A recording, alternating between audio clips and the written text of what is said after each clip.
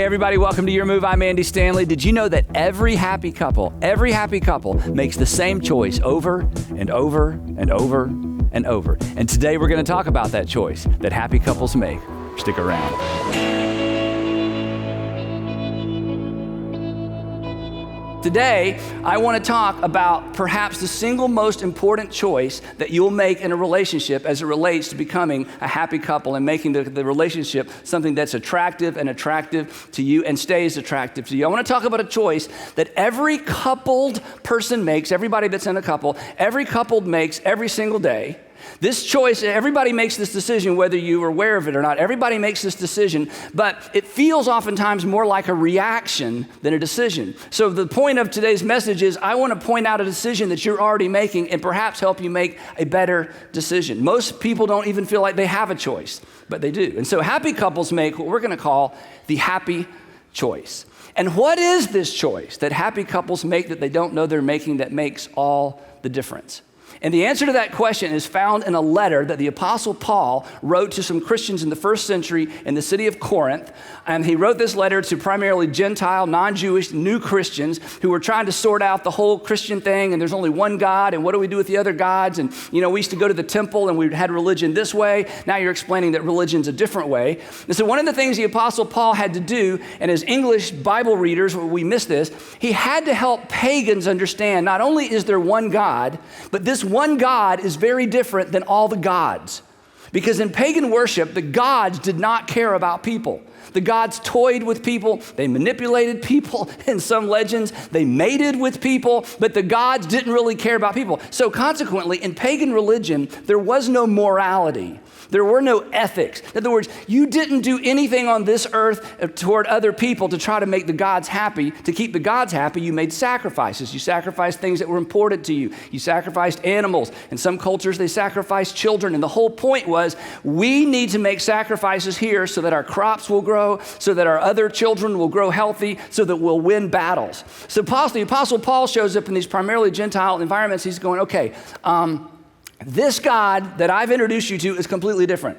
This God actually cares about his people. This God actually cares about creation. So consequently, in order to please this God, it's not about sacrifices this way. In order to please this God, you actually treat people the way your God treats people. That is, you are to love the people around you. And the Apostle Paul introduces this idea that Jesus actually originally introduced, of this idea of a horizontal versus a vertical religion. Horizontal religion says, hey, I'm going to treat you the way God has treated me. The old version was, I'm going to try to treat God the way God wants to be treated so God will be happy with me. So the Apostle Paul has just spent several chapters in this letter. He wrote three letters to the church in Corinth. One of them disappeared. We don't have it, but we have two. And in this first letter, he's just finished explaining to them, okay, if you want to do kind of that religious, vertical thing, knock yourself out, that's fine. But don't forget, the way you treat people is really the number one manifestation of how much you love God and how much you respect what God has called you to do. So in this particular chapter, 1 Corinthians, he explains that. Now, this is a very popular chapter. Some of you had all or maybe portions of this chapter read in your wedding. You might have even quoted some of this as part of your wedding vows. It's 1 Corinthians 13. It's often called the love chapter. But when you understand what the Apostle Paul's doing, it's not really great wedding literature. We've made it great wedding literature because of the way it shows up in our English Bibles. But this is very earthy and it's very gritty, and most of it makes sense. But there's one line in this chapter that doesn't make sense, and in that line is the secret to the decision or the choice that happy couples make. So I'm going to walk you through a little bit of what may be familiar verses or words that you've heard before, and then we're going to get to this one line that doesn't make any sense, and we're going to camp out there for just a few minutes. So here we go. Here's what he says. He says, if I speak in the tongues of men and of angels, but I don't have love, I'm only a resounding gong or a clanging cymbal. Now, he's just finished telling them, look, because in their religion, they would have these ecstatic utterances. They would speak other languages, or they would think they were. They literally would try to speak the language of the gods or the language of the angels. So he's just finished telling them, okay, if you would like a version of that to be part of your religious experience, that's fine. But don't kid yourself. That's not the main thing. And even if you are actually to tap into the language of angels, but you don't have love, you're nothing but a lot of noise. So he goes on and he says this, and if I have the gift of prophecy, that is, I can tell the future, and I can fathom all mysteries, and I have all knowledge, like I'm the smartest person in the room, and I have faith that can move mountains. I have like perfect faith, whatever perfect faith is. But I don't, there it is again, have love, I am nothing. Literally in the Greek text, Paul says, even if I'm the smartest person in the room, I can explain anything in the Bible and I can answer any question you have. If I don't have love, whatever that means, he says, I'm a nobody. Which is another great lesson for another day, that Paul says knowledge does not equal deep. If you want to meet somebody who is like a deep Christian and deeply spiritual, knowledge is not the measure. Love is the measure.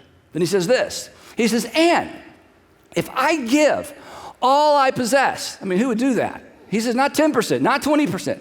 Even if I give everything I own to the poor, and if I give my body, after I'm finished giving away my possessions, I give my body to hardship that I might boast, but do not have love, I gain nothing. Now, there's so much in this verse. This verse is the nail in the coffin for prosperity theology. I don't have time to go into it today, but here's what the Apostle Paul is saying in this verse. Anybody who gives to get gets nothing from God. Anybody who gives to get gets nothing from God. Anybody who gives to gain gains nothing. He says, now, just so that you don't think this have love thing is something that's just internal, because he keeps saying, got to have love, have love, have love. And I bet if we did a survey today and I said, how many of you have love? Everybody, I got to have love. You know, Paul's thinking, okay, that's not what I'm talking about. This is not a vertical thing. This is a very practical, horizontal thing. So he gets really practical. He says, when I say have love, here's what I'm talking about. I'm talking about stuff you do. Love, the kind of have love I'm talking about, is patient. And there's that, put somebody else first, get in the back of the line thing again. Love is kind. I love this word defer. Love defers. Love defers. Love knows, well, I know what I know, you know what you know, but I'm going to defer to you. Love is kind. Love does not envy. Love isn't jealous. When you're more talented than me, when you get more attention than me, when you get, you're the life of the party, when you get the joke, when you tell the joke, love doesn't envy. Love does not boast. Love doesn't try to one-up the person. Hey, you thought that was a great story. Let me tell you my story. No, I'm going to let you shine. I'm going to let you be the center stage. I'm going to let all the attention stay on you, and I'm not going to rob you of that. I don't envy you, and I'm not going to boast. And love is not proud. Then he goes on. He goes, love does not dishonor. It does not dishonor others. In other words, love decides if it's dishonoring to you, I'm not going to do it. If there's something that might dishonor you, for me, that's a sin. I would be sinning against you to dishonor you, whether I can find a verse about it or not. If that's dishonoring, it's off limits. It is not self-seeking. Again, there's that move to the back of the line thing again. It is not easily angered. It doesn't have a temper. And this is a big one. And love keeps no records of wrongs. Who could do that? But wouldn't you love to be in a relationship with somebody who could do that, who keeps no records of wrongs? Then he says something that's a little bit tricky we'll come back to in just a minute. He says this, and love does not delight in evil, but rejoices with the truth. It's kind of out there, isn't it? And then it's like he just kind of goes for it and he gives us sort of a rapid fire list of what love is. He says love always protects, always trusts, always hopes, always perseveres. Love always protects, always trusts, always hopes, and always perseveres. Now, there's one of these on this list that if you pay attention to, in fact, for years it kind of bothered me, maybe because of the Bible translation I read when I was growing up. But one of these doesn't make any sense. Because one of these is not completely dependent on the lover, it's dependent on the lovee. And it's this one, always trust. And I used to read that and think, always trust. Okay, that's kind of stupid. I mean, that's a little bit naive to always trust. I mean, I can always protect a person even if they're in the wrong, and I can always hope for that things get better. And persevere sounds like there's going to be some struggles and some trouble, so I can push through. But always trust. And literally in the Greek text, this means always believes or believes everything. That love defaults to trust. And this is a keystone habit for happy couples. Let me illustrate it this way. In every relationship, not just romantic relationships, not just marriage, not just dating, not engaged, but in every relationship from time to time, there is a gap between what we expect someone to do, because, hey, I'll be there at 6, or I'll pick you up, or I'll pick up the kids, or I'll have dinner ready for you, or I'll make sure that I tell them, or I'll tell her. There's expectations. And then there's what we experience. And in every relationship from time to time, there is a gap between what we expect and what we experience. And every single time, this is the choice that we make. And oftentimes we don't even realize, in fact, I think most of the time we don't realize we're making the choice because it feels like a response. It feels like a reaction. But every time there's a gap between what we were told someone was going to do or what they led us to believe they were going to do and what they actually did, whenever there's a gap, whenever things don't line up, we choose what we put in this gap. And we either choose to believe the best. I don't know why he's late. I don't know why she didn't. I don't know why they followed through. But you know what? I'm sure they have a good explanation. And when I get all the information, I'm sure it will make sense. Or we assume the worst. She did it again. He did it again. I kind of expected it. That's how it usually is. Happy couples, make it a habit. Make it a habit to choose to believe the best. This is what it means to believe all things. It is a choice. In the moment, it doesn't feel like you have any choice. And I'm going to say this 10 more times in our time together because I want this to sink in. Every single time there's a gap between what I was told, what I was led to believe, what I was promised. Every time there's a gap between that and what I actually experienced. He didn't come through. She was late again. I don't know where he is. I don't know what happened. I don't know why he didn't. I don't know why she didn't. Every time there's a gap, we make a choice as to what we put here. And happy couples choose to believe the best until they just can't believe the best anymore. This is a keystone habit for happy couples. Now, that's what the Apostle Paul wrote a couple thousand years ago. Interesting, in 2005, an author and speaker and thinker, Marcus Buckingham, wrote a book called, we'll put it up here for you, The One Thing You Need to Know. This is a book about business management and leadership and making progress. It's an extraordinary book. I have our staff read this years ago. And in this book about organizational skills and being a better leader and better manager, he uses an illustration to illustrate his point that actually makes our point. And in this book, he cites a 20-year study, a couple of decades. Over 20 years, a group studied happy couples. They studied happy couples in the U.S., in Canada, in Europe, and they were looking for, as you might expect, they were looking for a common denominator. Now, when I say happy couples, these were couples that had gone the distance, they'd been together a certain amount of time, and they still enjoyed each other's company. These were not couples who were just grunting it out, staying together for the kids, we're miserable, but we can't afford to, split up, not those couples. Couples who've been together for a long time, who were still in an enjoyable relationship, and they were asking questions to lead them to what is the common denominator for happy couples. Now, that's a pretty good question. Wouldn't you like to know? Yeah. So when they went into this study, like anybody that does research, they had some assumptions. And one of their assumptions, in fact, their primary assumption, was they expected that they would find couples who'd gone the distance, who'd had some bumps along the way, but still loved to be together. They assumed that they would find that over time, these couples had downgraded their expectations of the other person as it relates to their motives, their character, and their virtue. In other words, that over time they'd realize, well, you know what? He's not as great as I thought he was. She's not as great as I thought she was. So I'm just going to lower my expectations. I'm going to have a more realistic view of my husband or my wife or my partner. And so consequently, we'll be able to stay together. Their study showed the exact opposite. In fact, they asked each person in these couples lots and lots of questions. And they had an opportunity to rate themselves and then rate their spouse, in this list of questions. And consistently, happy couples rated each other. Happy couples rated each other more positively in every quality than their partners rated themselves. In other words, they gave their partner higher scores than their partner, their husband or wife, gave themselves. They had, as it turned out, it was unrealistic. They had an unrealistically positive view of the person that they were with. In fact, one of the summations of this study was that love is actually blind. That is true, because they seem to be blind to the deficiencies in their spouse. And then the description went on to say this, that this positive view that they had toward the other person created what they called an upward spiral of love. I know, an upward spiral of love. Okay, I know it sounds kind of creepy, but here's what it looks like. Here's how it worked. The illusion, she's just the greatest, he's the greatest, created the conviction.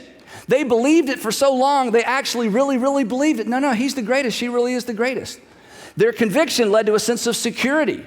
Because you know what? Because they're the greatest, I feel secure in this relationship. I trust them. The security fostered intimacy. Why? Because intimacy is to be fully known and to know fully. Intimacy is to say, I trust you so much, I'm willing to trust you with everything about me, everything I am, I fully trust you. And when two people have that level of trust, that's ultimately what intimacy is. And it results in physical intimacy, relational intimacy. It's intimacy. And the intimacy, of course, fostered love. And you know what the love did? The love supported the illusion that created more conviction, more security, more intimacy, and more love. And that's why they said it was like an upward spiral. At the end of this study, here was their recommendation. Now, this is so powerful. Their recommendation was this. In a relationship, find the most, and I love this phrase, find the most generous explanation. When there's a gap between what I expected and what I experienced, come up with the most generous explanation for the other's behavior and then believe it. Come up with the most generous explanation for the other person's behavior and then just decide to believe it. Believes all things, always believes. Choose to believe the best. Now, obviously, there are things that make this challenging and difficult. And again, I've been doing what I've been doing a long time. I've talked to all kinds of couples, walk couples through all kinds of stuff. So I am not naive. So there are obstacles to this. But even regardless of the obstacles, and we'll talk about two in just a second, I don't want you to miss this point. Every single time there's a gap, even when it's the same gap over and over, every single time, what you place here is what you decide to place here. And you will either believe the best or you will assume the worst, but whichever way you go, it is a decision, it is a choice that you have made. That's what I don't want you to miss as we wrap up this series. Now, there are obstacles to this. There's a couple obstacles. One is what we experience, right? But he did it again. She did it again. It's like clockwork. The other thing that's an obstacle that we bring to the relationship is who we are. Because let's be honest, we didn't show up in the relationship as a blank slate, right? We showed up in the relationship with all of our stuff and all of our baggage and all of our father wounds and our mother wounds and our grandfather wounds and my older brother wounds and just all, my former boss wounds and that boyfriend that I stayed with for way, way too long. And I found out, I was like one of three and, all those wounds, we bring all of that stuff. So some people have a more difficult time trusting than others. We bring our history, we bring our baggage, our fear, insecurity. And because of that, there are certain behaviors that trigger certain responses in all of us. We can't help that. But here's what I want you to hear. Even with all your junk, even with all the stuff you bring, and even with all the inconsistency of the person that you love and are in a relationship with, it is still a choice every single time. And let me just kind of dig a little bit, okay? Because I've been doing this a long time. Suspicion is a self-fulfilling prophecy, okay? If you assume the worst for lots and lots of time, eventually, I promise, you will find something. You will find something to actually be suspicious about. And here's why. Because when you're in a relationship with a person that has low trust, you're on pins and needles all the time. When you're in a relationship with a person that you feel like is kind of looking for you to do something wrong, you are never at ease. You are always off balance. And you will be so careful, and you will be so cautious, and you will be so controlled in your behavior and your words that you will appear to be up to something, even if you're not. And it won't be your fault. If you have low trust because of the past, if you have low trust because of previous relationships, when you bring that to a relationship, you may accidentally create an environment in the relationship that sets the other person up to do the very thing you fear they will do that they had no intention of doing.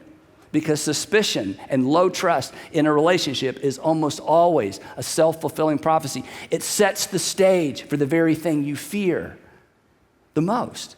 That's why you need to pay attention to who you are, not just what the other person is doing. And both of these are important, but it's so much easier, isn't it, to focus on what they said and what they did as opposed to who we are in the relationship. But even with all of that, we still get to choose.